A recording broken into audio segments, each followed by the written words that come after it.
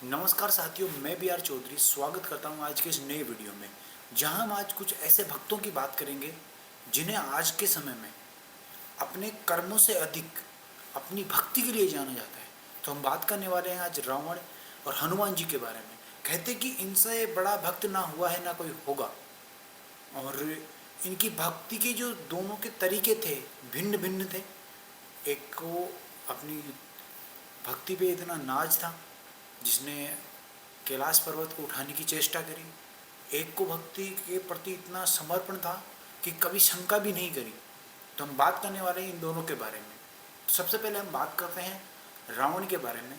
रावण के बारे में कहते हैं कि शिव के प्रति एक प्रचंड भक्ति इन्होंने करी और इतनी घोर तपस्या इन्होंने करी।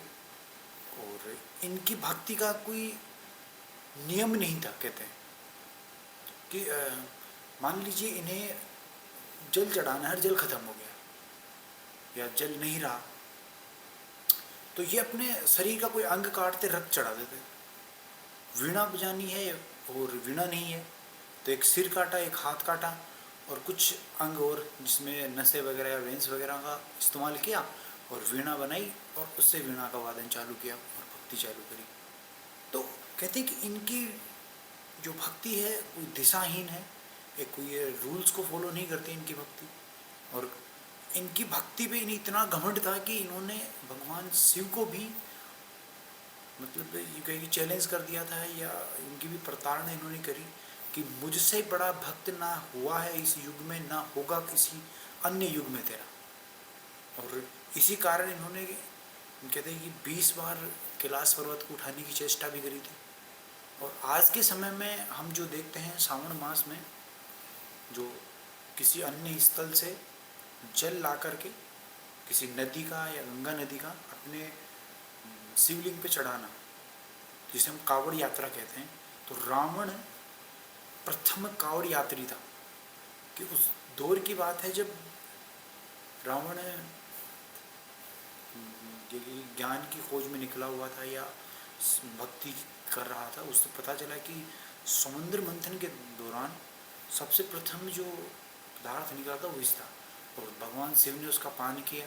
उसके पश्चात इनका तापमान इतना बढ़ गया जिससे इंद्र देवता और सभी देवी देवता मिलकर के इन पे जल अर्पण करते हैं या जल चढ़ाने की शुरुआत करते हैं।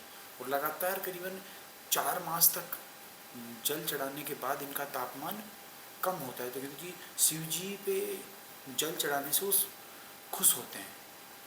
तो रावण ने ये ठाना कि मैं गंगा का जल लेके आऊँगा यात्रा करके, पद यात्रा के दौर करके, और ला करके अपने शिवलिंग पे जल चढ़ाऊँगा। तो इस प्रकार ये जो प्रथम कावड़ यात्री हैं ये भी रहे। और कहते हैं कि इनका नियम तो बिल्कुल था ही नहीं और अपनी भक्ति पे घमंड भी था इन्होंने। तो ये कुछ बातें रावण की भक्ति को हमें जानने को मिलती। और इसके अतिरिक्त हम बात करते हैं जब हनुमान जी की भक्ति के बारे में। तो हनुमान जी की भक्ति कहते हैं कि शंका रहित भक्ति मानी जाती है। इन्होंने अपने प्रभु के प्रति या प्रभु कभी शंका नहीं करी।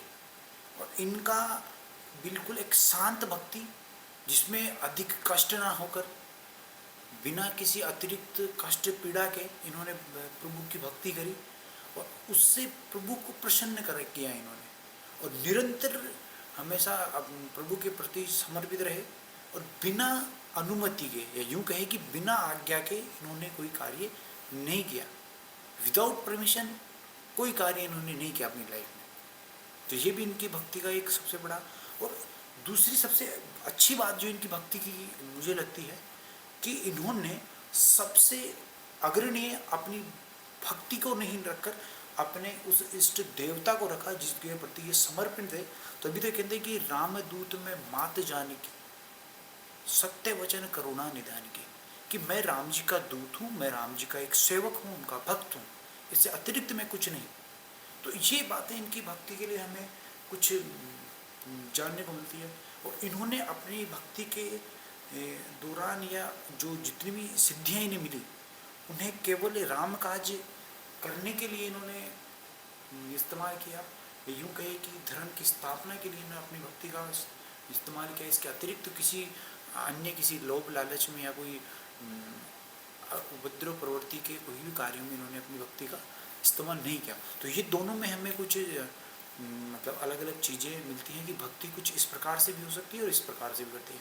कहते हैं कि जब रावण भक्ति कर रहा था शंकर भगवान की, तो शंकर भगवान से भगवान शिव ने कहा था कि जब आप अवतार लेंगे राम रूप में, तब मैं हनुमान जी के रूप में अवतार लूँगा, और जो रावण ने ये जो भक्ति करी है, जिस गलत प्रकार से ये जो भक्ति करी है, उसको गलत साबित करने के लिए, या यूँ कहे कि भक्ति का कुछ अलग रूप भी हो सकता है,